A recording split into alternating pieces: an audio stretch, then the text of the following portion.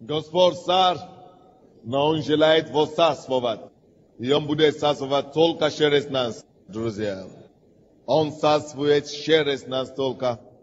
Бытие 2 глава 4 стиха по 15 стихи. Вот происхождение неба и земли, при сотворении их, в то время, когда Господь Бог создал землю и небо, и всякий полевой кустарник, которого еще не было на земле, и всякую полевую траву, которая еще не росла, ибо Господь Бог не послал дождя на землю, и не было человека для возделывания земли.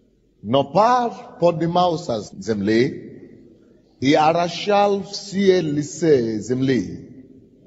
И создал Господь Бог человека из праха земного, и вдунул в лице его дыхание жизни, и стал человек душой живой, и насадил Господь Бог рай в Эдеме на востоке, и поместил там человека, которого создал. И произрастал Господь Бог из земли всякое дерево, приятное на вид и хорошее для пищи, и дерево жизни посреди рая, и дерево познания добра и зла. Из Едема выходила река орошения из рая, и потом разделялась на 4 реки. Имя одной Фисон, одна обтекая всю землю Авила, где золото. И золото той земли хорошее, золото той земли хорошее, там далах и камень оникс. Имя второй реки Гихон, она обтекает всю землю Куш. Имя третьей реки Идекейл, она протекает перед Ассирией. Четвертая река Евфрата. И взял Господь Бог человека и поселил его в саду Едемском, чтобы возделывать его и хранить его. Божье Слово мудростью царей царствует, как мудростью победить свой мир. Что я имею в виду под своим миром? Твоя территория, ту землю, которую Господь тебе доверяет. Мы перешли на изначальный план Божье видение о человеке, когда Он его создал. Бог создал человека Адама. Теперь представьте себе, пожалуйста, что нас Бог также через Иисуса, благодаря жертву Его и благодаря искуплению, переместил нас обратно куда? В Эдем. Бог переместил нас в Эдем. Так что давайте посмотрим, как наша жизнь Бог хотел бы, чтобы видеть нашу жизнь. После того, как мы перенесены в Эдем верою. Какая должна быть наша жизнь? Как Божий план на нас выглядит? Как Бог смотрит на этот мир и на нас, как возрожденного человека на земле? Как Бог смотрит на землю и на нас, как на возрожденные сейчас, и как Он, чтобы мы видели землю и себя, как Божьи представители здесь на земле. Вот происхождение неба и земли. При сотворении их, 2 глава 4 стиха. В то время, когда Господь Бог создал землю и небо, в то же самое время Бог нас также воссоздал заново.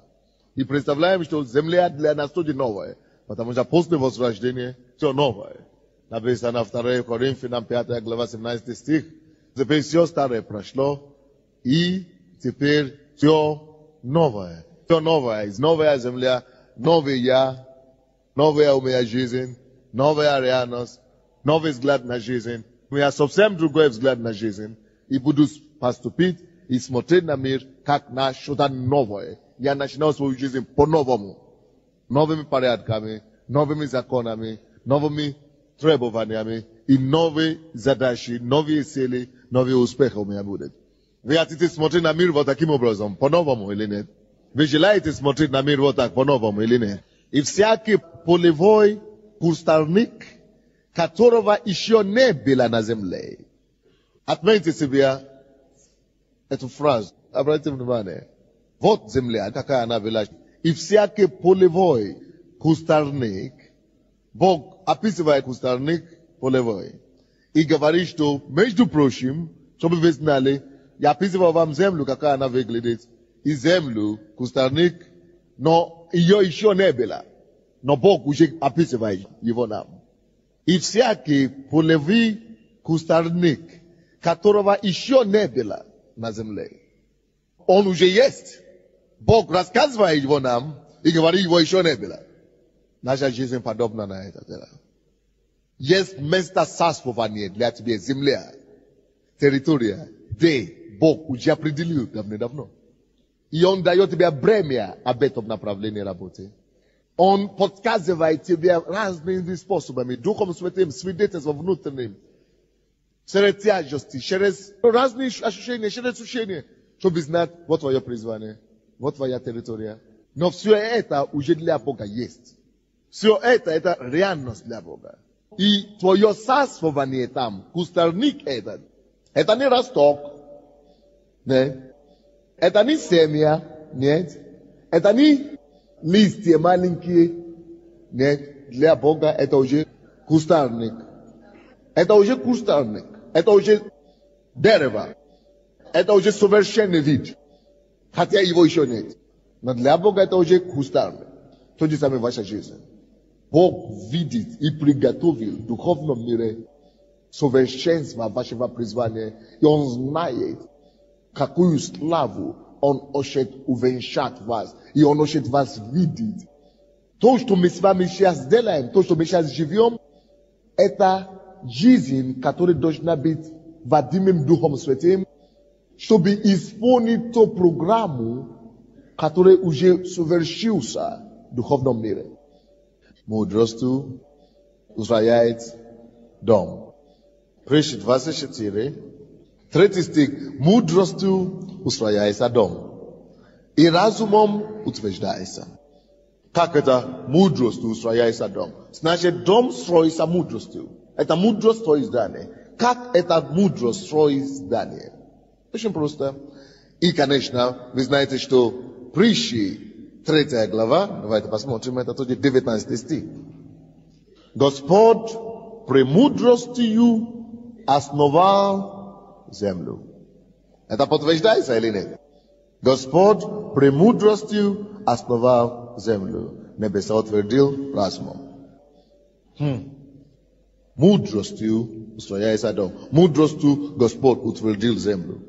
Основал землю. Мудростью. Мудростью устрояется дом. Что такое мудрость? Возьмите кустарник. Бытие 2 глава. Кустарник полевой, которого еще не было. Его еще не было, но уже кустарник. Мудростью устрояется. Теперь что такое мудрость устрояет? Когда мудрость устрояет, это способность невидимая еще, не существующая еще, способность увидеть план, образ, рисунки, картина, представить себе то, что еще нет, но уже знать, видеть. Вот это то, что является мудростью. На практике Бытие 2:5. И всякий полевой кустарник, которого еще не было на земле. Кустарник еще не было на земле. Но Бог уже описывает его нам. Что это такое? Как мы это называем? Бог этим самым мудростью уже видит кустарник. Мудростью для Бога это кустарник, которого еще не было. Еще его нет. Уже устроен. Уже создан. Уже положен. Уже растет. Видно. Мудростью устрояется дом. Мудростью устрояется дом. Бог, еще его нету, но я уже вам рисую. Полевой кустарник, который я уже вижу, я вам рассказываю. Его еще не было, но уже есть. Итак, что такое мудрость устрояет? Притчи 24:3. Мудростью устрояется дом. Любой дом, который мы будем строить. Дом – это прообраз чего-нибудь, что угодно. Допустим, жизнь – это значит, жизнь также, если жизнь ваша, личность. Мы хотим устроить вашу жизнь. Все, что устрояется, все, что нужно строить, все, что строится вообще, должна строиться мудростью. Мудростью устрояется дом. Это значит, жизнь человека устрояется как мудростью. Значит, бизнес твой. Если ты хочешь, чтобы он был построен, укоренен, и действительно был построен, как Бог это делает, всякий бизнес, который будет успешный, который будет устойчивый, будет построен сначала мудростью. Его еще нету. Его еще не видно. Кустарник, которого еще не было. Бизнес, которого еще нет, но уже построен. Так и ваша жизнь. Ее еще нет, но она уже построена. Так ваше призвание, его еще нет, но перед Богом мудростью у него, у Бога, оно уже есть. Кустарник, которого еще не было, но который Бог уже видит. Его еще нет в вашей жизни сегодня. Бог уже видит. Уже есть. Но как вы туда дойдете? Чего, допустим, нет у вас, который Бог уже видит? Я вам дам подсказку. Все, о чем вы могли помыслить. Все идеи, которые могут попасть вам в голову, если эта идея поступила к вам, если эта идея вы уловили, вы представили себе, значит, насчет этого идеи у Бога уже есть дом построен. Эта идея уже построена у Бога. Потому что многие говорят, но я не знаю, у меня такой идея. Почему эта идея у тебя, а не у меня? Почему ко мне эта идея не приходит? Почему к нему не приходит, а тебе пришел? Значит, Бог, расписание твоей жизни, в истории твоей жизни, это имеет место. Его еще нет, кустарник, которого еще нет, но Бог уже видит, что уже построен. Вот, потому что они все уже построены, поэтому Бог порой часто позволяет нам получить мысли об этих, идеи о них. А почему идеи о них могли поступать к нам? А потому что они уже существуют в другом мире, в другом измерении. Вот почему идеи только и поступают к нам. У тебя идеи или мысли о том, что я могу иметь церковь в 20 странах мира. Я могу поставить сюда. Почему никогда другому не пришло, а тебе пришло? Потому что твое расписание жизни перед Богом, это все уже есть. Все то, что уже существует в нашей жизни, Бог позволяет нам иногда через мысли, через идеи, через слова, через видение, догадываться, предвидеть то, что уже у него это все равно уже построено. В твоей жизни масса чего уже Богом построена. Однако, ты не дойдешь до них, и ты не увидишь их физически. Кустарник, который он описывает нам, говорит, его еще нет, но уже есть. Но его еще нет, потому что, чтобы он был, всякий дом устрояется мудростью. Все, твоя жизнь тоже, все это уже есть, классно. Все твое призвание уже совершенное Богом. Все уже есть. Поэтому ты станешь рано или поздно, если пойдешь путем Богом. Но почему ты не увидишь его? Почему ты не видишь пока? И что тебе надо делать, чтобы увидеть его? Всякий дом устрояется мудростью. Поэтому мы и приобретаем мудрость, чтобы то духовный дом, кустарник и так далее, который Бог уже имеет в духовном мире, чтобы мы могли мудростью выстроить его и воспроизвести физически. Но это устрояется только мудростью. Не потому что мы хотим выяснить, есть у вас будущее или нет, у вас какое-то призвание или нет. Мы знаем, что есть. Ваш кустарник уже прекрасный перед лицом Бога. Вот почему мы и говорим, что мудрость – способность видеть то, что Бог видит. Вы теперь видите. И это принести посольство через дело. В исполнение, в реальность. Так что все идеи, которые у вас приходят о себе, если эти мысли Бог посылает к вам, Поэтому мы молимся, чтобы выяснить волю Божию, чтобы знать это место, что Бог хочет открывать нам. Как только что Бог открывает тебе, знаешь, что это для тебя, твоя графика уже есть. Вот почему мы должны быть люди сели. Мы должны видеть, что то, что Бог открывается нам, это не просто так, это потому что это уже есть для меня. И поэтому мы должны быть людьми действия сразу же. Мы знаем, какое что нужно делать следующее. Мы должны начинать исследовать, познанием постигать и мудростью приобретать. Мудрость приобретать, чтобы мудростью мы могли выстроить то, что Бог показал нам. Вот поэтому, когда речь идет о том, что Бог мудростью основывал землю, что это значит? Это значит, что Бог не просто проснулся однажды и говорил, да будет свет, и да будет земля, и да будет растения на земле, и да будет люди, да будет все животные. Нет. Это значит, что даже Бог, прежде чем Он основал землю, Он уже предвидел, что Он хотел. У него была эта картина. Он представил себе свет. Он представил себе землю. Он представил себе деревья. Он представил себе животные. Он представил себе красоту. Он представил себе этот мир и гармония. Он знал мудростью. Поэтому говорится, что даже Бог мудрость Он основал землю. Он видел, прежде чем Он воспроизводил. Он видел за шагом, что будет. Он это все вырисовал у себя. И разумением человек утверждает его. Что это значит? Мудростью строишь, а разумением утверждаешь. Какая разница? Как это понять? Очень просто. Дело в том, что мудростью, дух, ты можешь увидеть то, к чему Бог тебя призывает. Мудростью ты можешь иметь представление. Божья мудрость может прийти к тебе, откровение Божие, идеи Божьи, Божий сон, или, я не знаю, пророчество, или что-нибудь, может прийти к тебе, или просто мысли такой. Бог может разными способами тебя донести, что вот я хочу, чтобы ты стал таким. Но чтобы она осуществилась, разумение надо приобретать. Разум, знание. Видите, существует в духовном мире. Я вижу, я имею представление, кем я хочу стать. Но чтобы стать, утверждается разумением. Разумом утверждается. Что это значит? Есть архитектурный план, но оно еще не утверждено физически. Утверждается, что значит утверждено? Это значит, уже есть. Укоренено разумение через знание. Итак, не бывает осуществление цели, призвания без разума, знания. Так что многие говорят, что я хочу стать кем-то, я хочу кем-то, и вы даже не думаете, чтобы поступить в университет.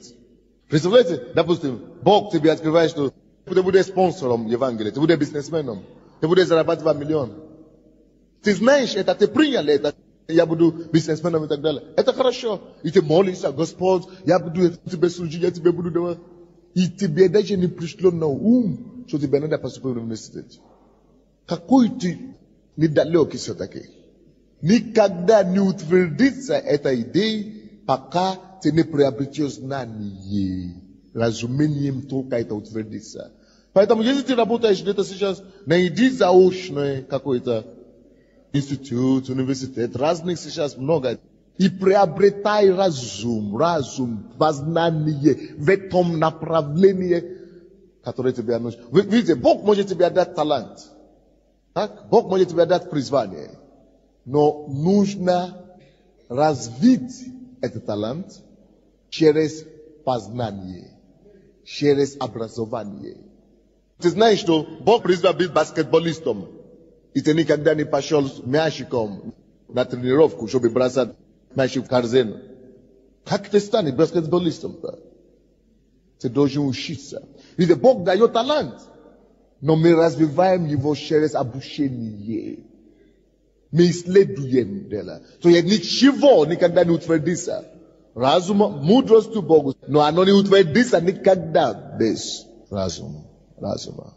А что такое мудрость?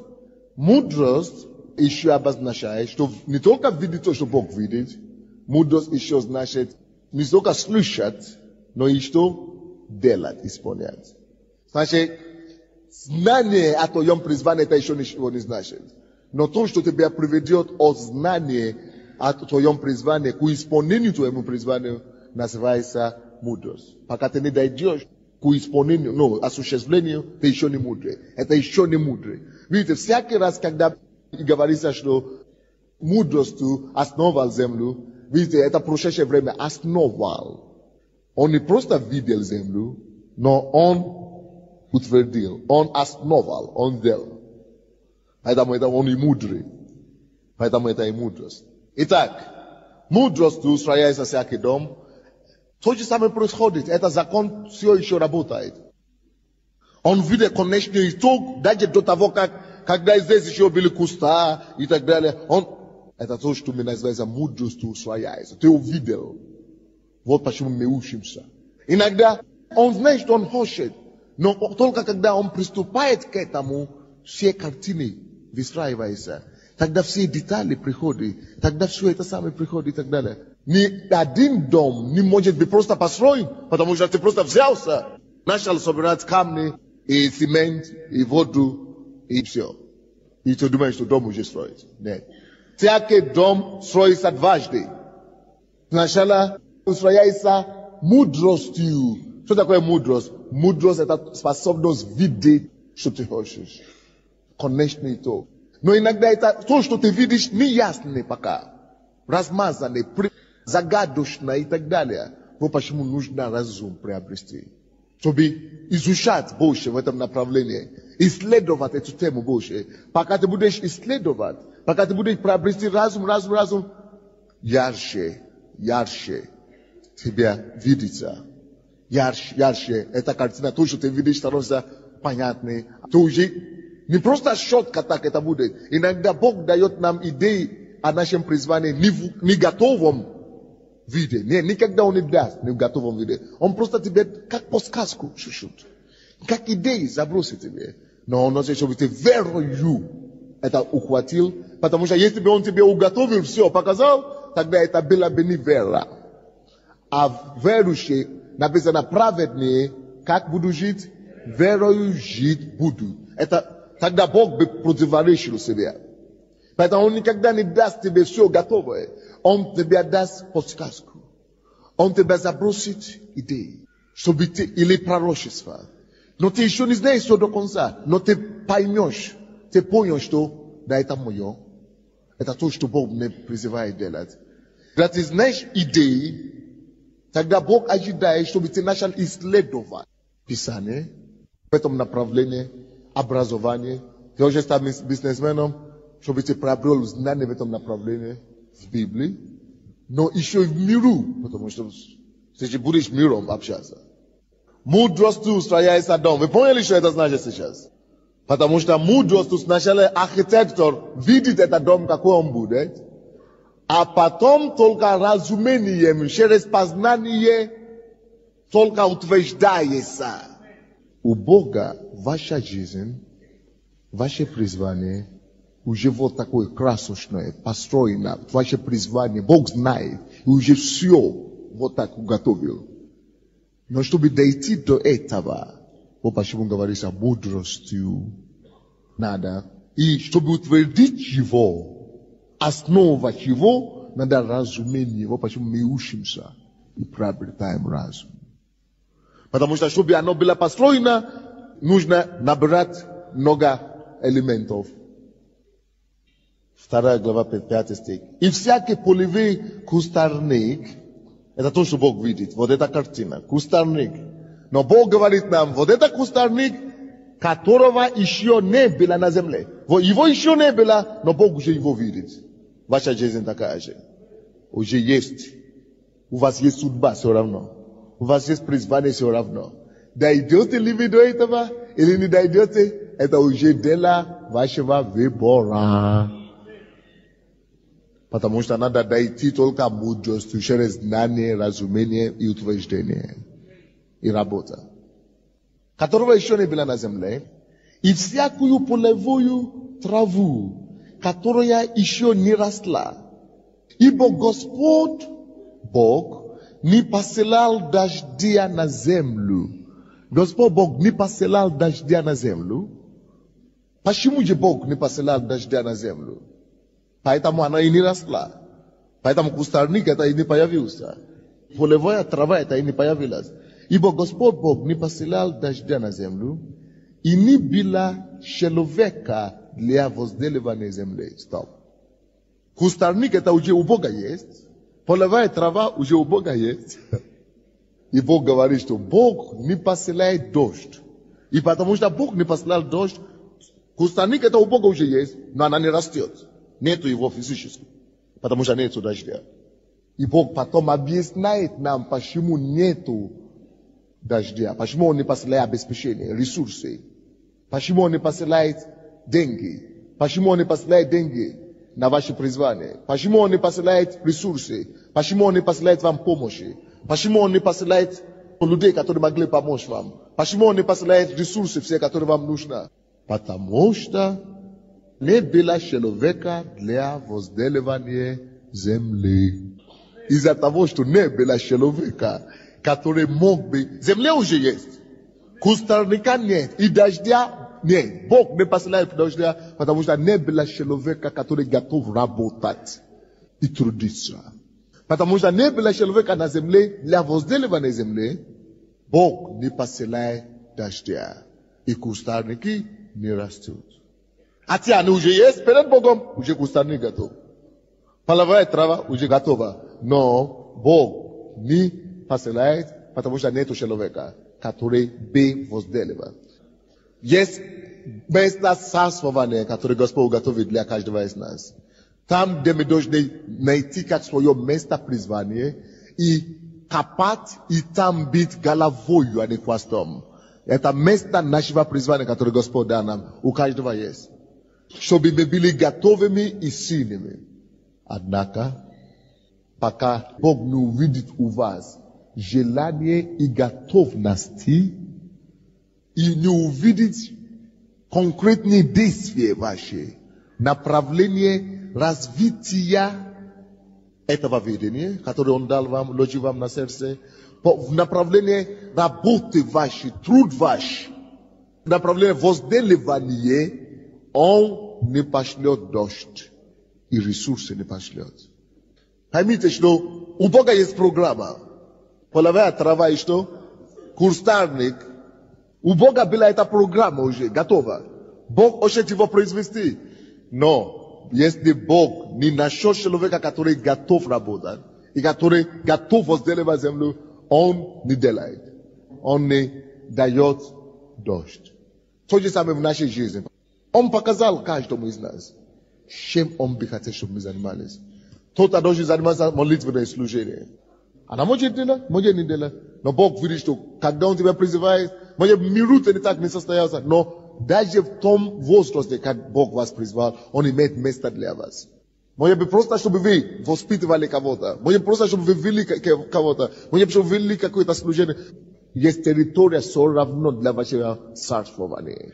Либо в церкви, может в миру и так далее. Но это будет место, которое для вас, где вы должны быть головою. И Он открывает вам, подсказывает вам разными способами. Вы можете игнорировать, но я не могу, я уже старый. Хорошо. Или вы можете говорить, но я хочу делать, но я хочу, я знаю, что я буду. Но нету денег, нету помощи, нету обеспечения, нету возможности. Жду. А что Бог смотрит? А если бы я видел, что ты начал приобрести знания, ты начал увеличивать и развивать идеи, то, что я тебе дал, трудиться в этом направлении, я бы послал дождь. Бога всегда есть дождь благословения для всех Его призваний, для всех Его планов. Дождь благословения готова. Дождь благословения есть. Дождь обеспечения есть. И Он готов выпустить его. Только после того, как Он увидит человека возделывающего. Это 100%.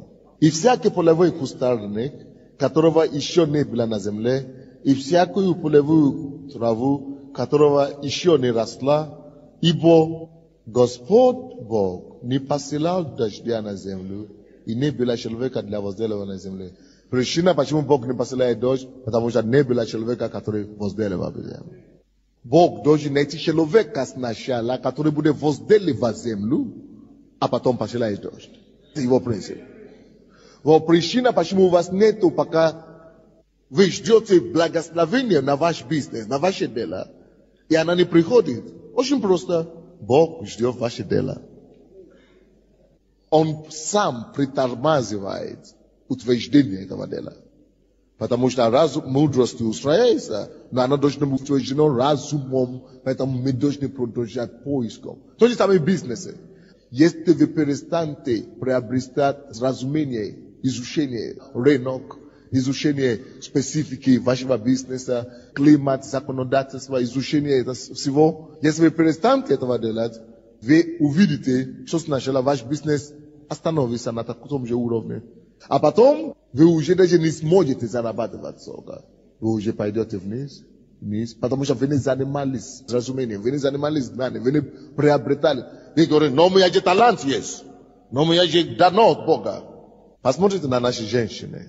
Если вы скажете, что вот, я же родилась красивая, даже ваш муж откажется от вас, не получается. Вот. Это плохой пример, извините, женщины. Но это практический пример. Когда мне было 19 лет, я пробежал 100-метровку за очень быстро, 10 секунд. А мне сейчас, я пробегу, буду еще чемпионом. Не ходил на тренировку, не репетировал. А у меня же дано, природные данные, знаешь.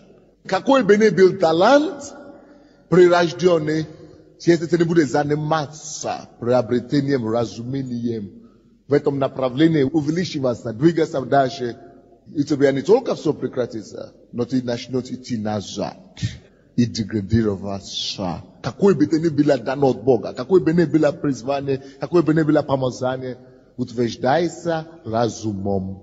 Дом утверждайся разумом. Поэтому учеба абсолютно необходима.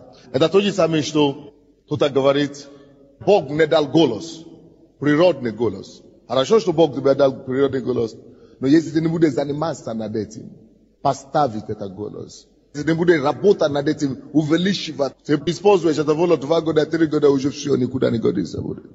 Ты не будешь 100% производительность. Все надо развивать. Все надо через разумением, через улучшением, через утверждением совершенствоваться в своем призвании. Из-за того, что не было человека, Бог не дал дождь. У Бога всегда есть дождь для финансирования нашего призвания. Это факт. Но пар поднимался с земли и орошал все листы земли. То же самое в нашей жизни. Твое призвание, пока нас ждет твоя земля, пока нас ждет возделывание, Божья благодать орошает, двигается. До того, как Бог создал мир, написано, что Дух Божий, 1 глава Бытие, и 2 стих, Дух Божий носился над землей. Благодать Божия носится над тем призванием, которое Бог тебе дал. Он ждет тебя, чтобы ты приступил к чему-то.